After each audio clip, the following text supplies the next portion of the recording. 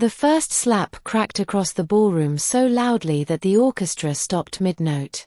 200 guests turned toward the black maid standing beside the champagne tower. Nia Carter's face turned with the impact, but she did not fall. Vivienne Laurent, billionaire Roman Ashford's fiancée, stood inches away in a silver gown, breathing sharply with fury. "You touched something that belongs to me," Vivienne said. Nia slowly faced her again. Her deep brown cheek burned beneath the chandeliers, but her expression remained controlled. "I returned what you dropped." Vivienne raised her hand for a second slap. This time, Nia caught her wrist in midair. The room froze. Nia did not squeeze or twist. She simply held Vivienne's hand where everyone could see it. "Once was humiliation," Nia said quietly. "Twice would be a choice." Gasps moved through the guests. Vivienne stared at the maid's fingers around her wrist. "Let go of me. When you stop trying to hit me. You work in my future home. I work in Mr. Ashford's house. There will be no difference after tomorrow." Nia released her. Vivienne stepped back, stunned less by the resistance than by the fact that the maid had answered publicly. Several guests near the ballroom entrance lifted their phones. Vivienne noticed and immediately changed her expression. "She attacked me," she announced. Nia touched the red mark forming across her face. "No. I stopped you from attacking me again." Vivienne pointed toward the diamond brooch pinned to Nia's apron. "That belongs to Roman's late mother. She stole it from the private collection." Everyone looked at the brooch. It was shaped like a silver bird with emerald wings. Nia removed it carefully. "You dropped this beside the staircase. I have never worn that brooch. You were holding it 10 minutes ago." Vivienne laughed. Now she is inventing stories. Nia looked toward the elderly head housekeeper, Mrs. Bell. The woman lowered her eyes. She had seen Vivienne remove the brooch from a locked display case, but fear kept her silent. Roman Ashford was expected to return from London the following morning. Vivienne had chosen tonight because she believed the mansion belonged entirely to her until then. She stepped closer to Nia. "Tell everyone why you entered the West Gallery.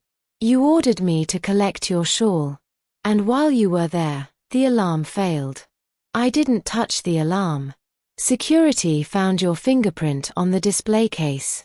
Because I cleaned it this afternoon." Vivienne smiled at the guests. You see how carefully she prepares her excuses. Nia's hand moved toward her apron pocket. Inside was a folded receipt Vivienne did not know existed. Earlier that evening, Nia had found it beneath the gallery cabinet.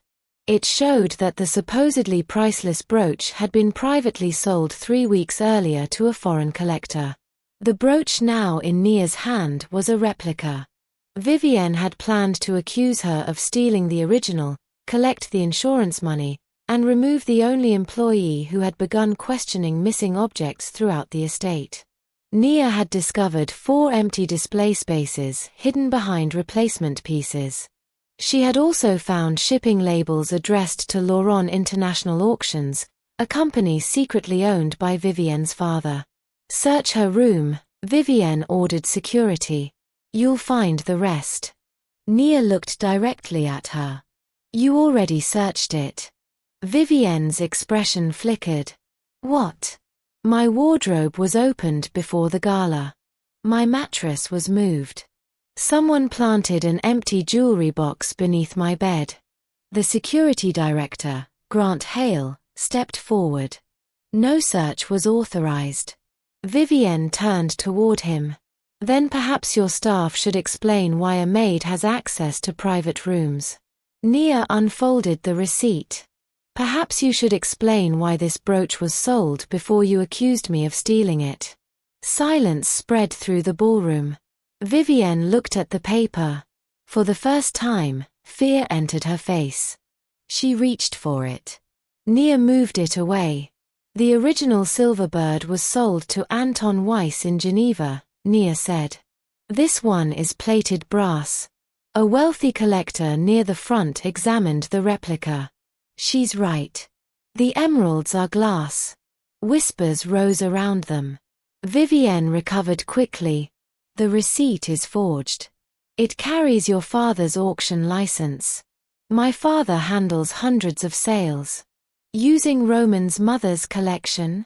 Vivienne raised her hand again but stopped when Nia looked at it. The guests noticed. Nia no longer appeared powerless. Vivienne appeared exposed.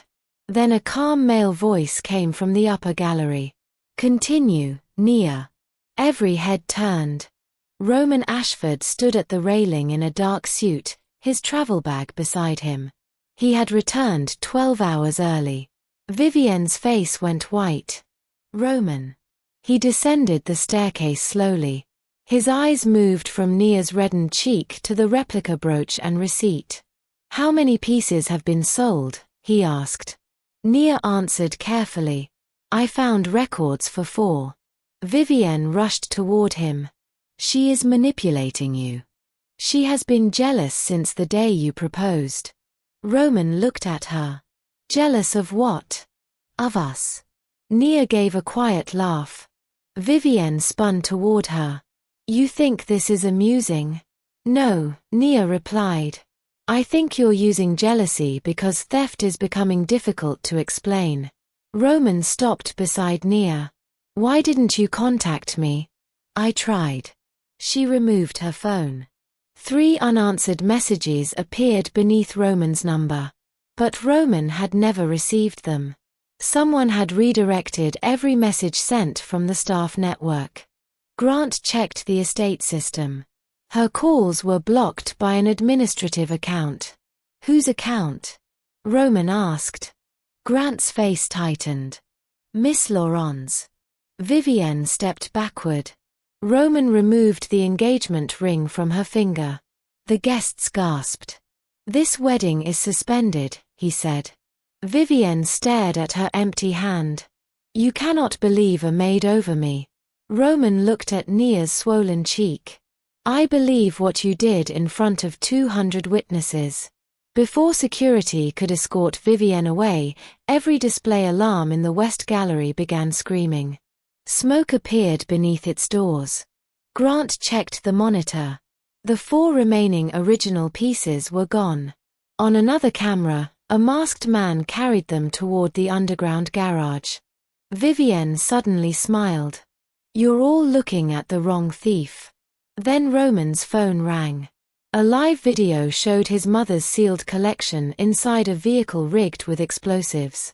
A distorted voice said, Return Vivienne's ring and complete the wedding tomorrow, or the Ashford legacy disappears before sunrise.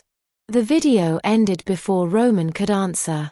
For 1 second, the ballroom remained completely silent. Then Roman turned to Grant. Trace the vehicle. We're trying, sir. The signal bounced through 3 private networks. Lock every gate. Grant touched his earpiece. The underground garage camera shows a black transport van leaving through the East Service Tunnel 6 minutes ago. Roman looked at Vivienne. You knew this was going to happen. She lifted her chin. I knew my father would protect his property. Those pieces belonged to my mother. Your mother's collection was tied to the Laurent merger. My family invested millions preparing tomorrow's auction. Nia stared at her. You sold 4 originals before the auction. Vivienne's eyes flashed. You understand nothing about private finance. I understand the receipts. Roman stepped closer. Who is driving the van? Vivienne said nothing. He turned to security.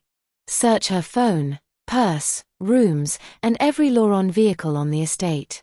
You cannot treat me like a criminal.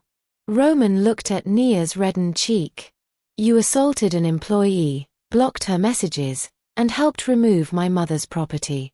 I was protecting our wedding. There is no wedding. The words silenced her.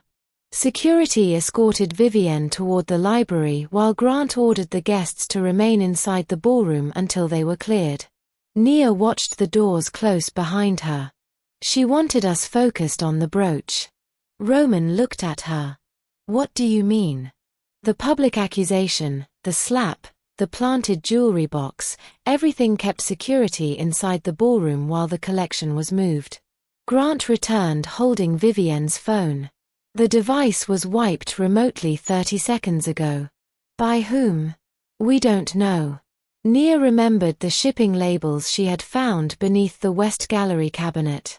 One label listed a warehouse near the river. Grant unfolded the receipt.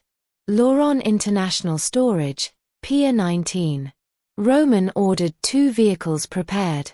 Nia followed him toward the service exit. You're staying here, he said. I know the crates. Security can identify them. No. The replacement pieces were packed inside identical cases. Only the originals have my cleaning marks beneath their bases. Roman frowned. You marked my mother's collection? I recorded existing scratches for the maintenance inventory. Vivienne kept changing the records. Grant nodded. She may be the only person who can distinguish them quickly. Roman did not like it, but he stepped aside. They left the estate through the north gate. Rain streaked across the armored vehicle's windows as Nia sat opposite Roman and Grant. Roman studied the 3 unanswered messages on her phone. When did you first suspect her? 2 months ago. A silver music box disappeared after Vivienne ordered me to clean the gallery alone. Why didn't you report it to Grant? I did. Grant looked surprised. I never received anything. Nia opened her sent folder. The report had been redirected to an address differing from Grant's by 1 letter. Someone had created a false security account. Roman's jaw tightened. This happened inside my own house. Because everyone assumed Vivienne spoke for you, Nia said. He accepted the criticism without defending himself. The vehicle stopped beside Pier 19. The warehouse doors stood partly open. Inside, rows of wooden crates stretched beneath hanging lights. A black transport van had been abandoned near the loading dock. No driver remained. Grant's team spread through the building. Nia approached the van. Its rear doors were unlocked. Inside sat 4 velvet cases containing pieces from Roman Ashford's collection. Roman exhaled. Check them. Nia examined the silver music box first. Beneath its base was a crescent-shaped scratch she had photographed months earlier. Original. The emerald necklace carried a repaired clasp. Original. The pearl crown and ivory miniature were also genuine. Roman looked around the empty warehouse. They threatened to destroy these, then left them untouched. Nia's unease deepened. The collection was never the real target. A phone began ringing inside the van. Grant found it beneath the driver's seat and answered on speaker. Vivienne's father, Charles Laurent, spoke calmly. Roman, you recovered your mother's treasures. Now return my daughter and restore the wedding. No.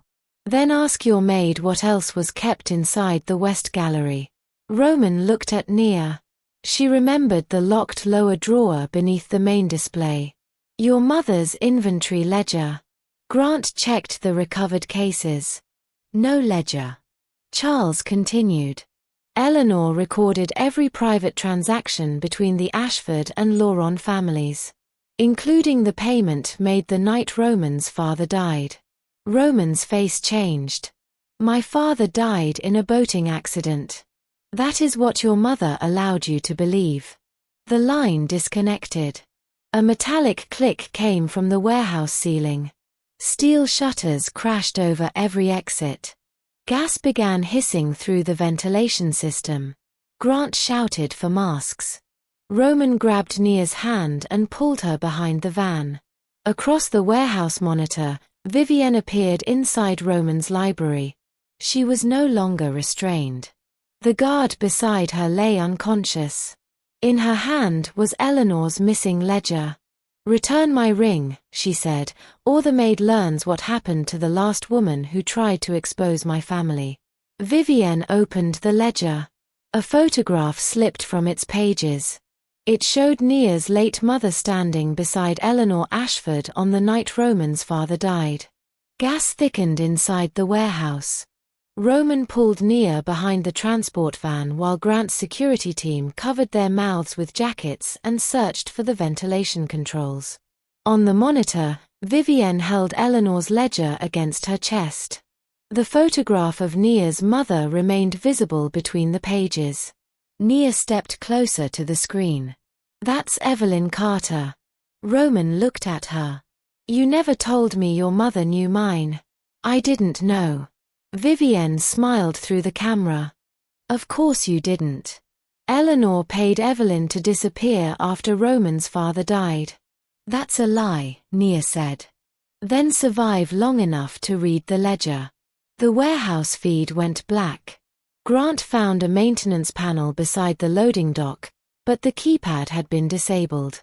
"Ventilation is locked remotely." Roman looked toward the ceiling. Gas poured through 6 metal ducts. "Can we break the shutters?" "Not before the concentration becomes dangerous." Nia examined the van. A refrigeration control panel sat behind the driver's seat. Cold storage vehicles have emergency air circulation. Grant opened the front compartment. The engine was dead, but the auxiliary battery remained connected. Roman tore away the dashboard cover while Nia searched the wiring diagram. "Blue cable activates the internal fan," she said. He connected it manually. The van's ventilation system roared to life. Fresh air pushed through the rear vents. Everyone crowded near the open doors while Grant's team forced one warehouse duct closed at a time. Nia's phone rang inside her apron. "Vivienne." Nia answered on speaker. "You have 9 minutes before the auxiliary battery dies," Vivienne said. "Where is Roman's father's record?" Nia asked. "In the ledger." "And why is my mother in that photograph?" "Because she helped Eleanor move him after the accident." Roman's face hardened. "My father died at the lake." "No. He was injured at the lake. He died later." "Where?" Vivienne's voice softened with satisfaction. "Inside Lauron Medical House." Nia remembered the abandoned private clinic outside the city. Her mother had worked there briefly before losing her nursing license. "She was blamed for his death," Nia said. "Exactly." Roman looked at her. "Your mother was the nurse named in the sealed investigation?" Nia felt the truth strike. Evelyn had spent the final 10 years of her life refusing to discuss the clinic. She had taken cleaning jobs, avoided hospitals, and told Nia only that powerful people could turn truth into evidence against the innocent. Charles Lauron had done that to her. Vivienne continued. "Eleanor knew Evelyn tried to save him. She paid for her silence because exposing the truth would have destroyed both families." "Why keep the ledger?" Roman asked. "Insurance." A loud alarm sounded inside the warehouse. The auxiliary battery dropped to 30%. Grant's team finally forced open a narrow service hatch near the roof. "Move." Roman lifted Nia toward the ladder. She climbed first, then helped pull the others through as the fan died behind them. They emerged onto the rain-soaked roof seconds before the warehouse filled completely. Roman immediately called the estate. No one answered. Grant accessed an exterior camera. Vivienne was leaving in Eleanor's vintage car with the ledger beside her. Her destination appeared on the vehicle's navigation screen. Lauron Medical House. Nia looked at Roman. "She wants us there. She also wants time to destroy the records." They reached the abandoned clinic 20 minutes later. The front doors stood open. Inside, emergency lamps illuminated a surgical room preserved exactly as it had been 15 years earlier. Vivienne waited beside an operating table. Eleanor's ledger lay open beneath a glass cover. On the table rested Roman's father's bloodstained shirt and Evelyn Carter's old nursing badge. Vivienne pointed toward a medical recorder. "Press play." Roman did. Eleanor's voice filled the room. "Evelyn did not kill my husband. She discovered Charles Laurent had poisoned him." Nia covered her mouth. The recording continued. "She saved evidence inside the one place Charles could never legally search, her daughter's name." Vivienne looked at Nia. "Your birth certificate is the key." Then the clinic doors locked. A red light appeared above the surgical room. Charles Laurent stepped from behind the observation glass holding a gun. And beside him stood Nia's supposedly dead mother. Nia stopped breathing. The woman behind the observation glass was older than the mother she remembered, her hair streaked with gray and one side of her face marked by a thin scar. But the eyes were unmistakable. "Mom." Evelyn pressed both palms against the glass. "Nia, don't come closer." Charles Laurent raised the gun toward her. Vivienne stared at him. "You told me she died years ago." "I told everyone what was necessary." Roman moved in front of Nia. "Why keep her alive?" "Because Evelyn knew where Eleanor hid the final evidence." Charles explained that after Roman's father was poisoned, Evelyn saved a blood sample and copied the clinic records. Eleanor helped her disappear before Charles could frame her for murder. But Charles found her 2 years later. He forced her to remain inside a private Laurent facility under another name, threatening Nia whenever she refused to reveal the evidence. Nia's voice broke. "You let me believe you were dead. It was the only way to protect you." Charles pointed toward the medical recorder. "The birth certificate." Nia understood. Her mother had listed an unusual second middle name on it, Ashford. It was not a family name. It was a password connected to Eleanor's hidden archive. Vivienne looked at her father. "You used me to bring her here. You were useful when you were angry." The insult finally stripped away Vivienne's loyalty. "You promised the ledger would protect our family." "It protects me." "And what happens to me?" Charles gave no answer. Roman saw the truth first.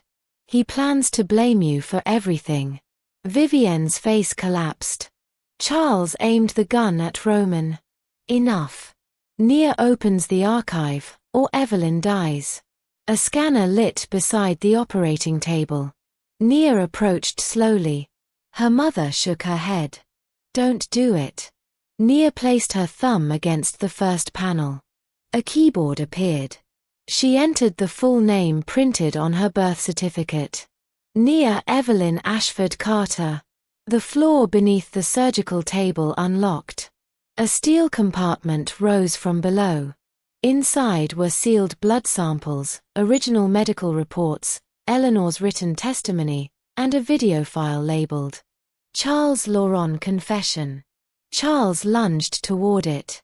Vivienne stepped into his path. "You're not taking it." He struck her across the face. She crashed against the operating table. Nia grabbed the medical recorder and threw it toward Roman. He caught it as Charles fired. The bullet struck the glass wall. Evelyn dropped beneath the window. Roman tackled Charles before he could fire again.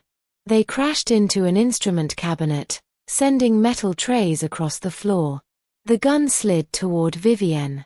She reached it first. Everyone froze. Charles looked at his daughter. "Give it to me." Vivienne stood slowly, blood at the corner of her mouth. "4 years, I became exactly what you taught me to be. Then prove you are still my daughter." She looked at Nia. Then at Roman. "No." Vivienne raised the weapon toward the ceiling and fired the remaining bullets harmlessly into the plaster. Security burst through the doors seconds later. Grant had tracked Roman's emergency signal from the vehicle. Charles was forced to the floor and arrested. The observation room was unlocked. Nia ran to her mother. For several moments, neither woman spoke. Nia simply wrapped both arms around her. "You should have come back," she whispered. "I tried." Evelyn showed her scars from years of failed escapes. "I wrote letters. Charles intercepted them. Eleanor kept searching for me until she died." Roman opened the confession file. Charles's recorded voice admitted poisoning Roman's father after he threatened to expose the stolen Ashford collection, the fraudulent auctions, and the medical accounts used to hide the money. He also admitted framing Evelyn and forcing Eleanor to remain silent by threatening Roman's life. The evidence destroyed the Lauron empire within days. Charles was charged with murder, kidnapping, fraud, blackmail, and conspiracy. Vivienne accepted responsibility for assaulting Nia, stealing the collection, blocking staff messages, and helping her father move stolen property. Her cooperation reduced her sentence, but it did not erase her choices. Before police led her away, she faced Nia. "You could have let him destroy me." Nia answered calmly. "I stopped him because I refused to become cruel just because you were."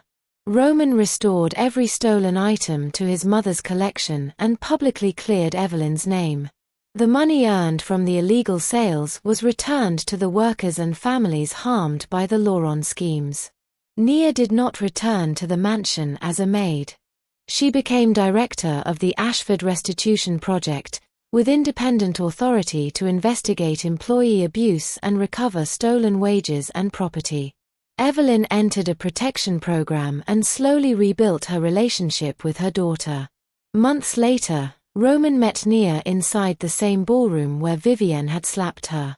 The champagne tower was gone. In its place stood an exhibition honoring Evelyn and Eleanor. "I owe you an apology," Roman said. "For what?" "For creating a home where someone believed she could strike you and still become my wife." Nia studied him. "An apology matters only if the house changes." "It has." He did not offer money or romance as repayment. He simply asked her to dinner. Nia smiled. "One dinner." Roman nodded. Behind them, the silver bird brooch rested beneath glass beside both women's names. For years, powerful people had treated Nia's silence as weakness. But the night she stopped Vivienne's second hand in Midair, she had done more than defend herself. She had stopped an entire family from striking again.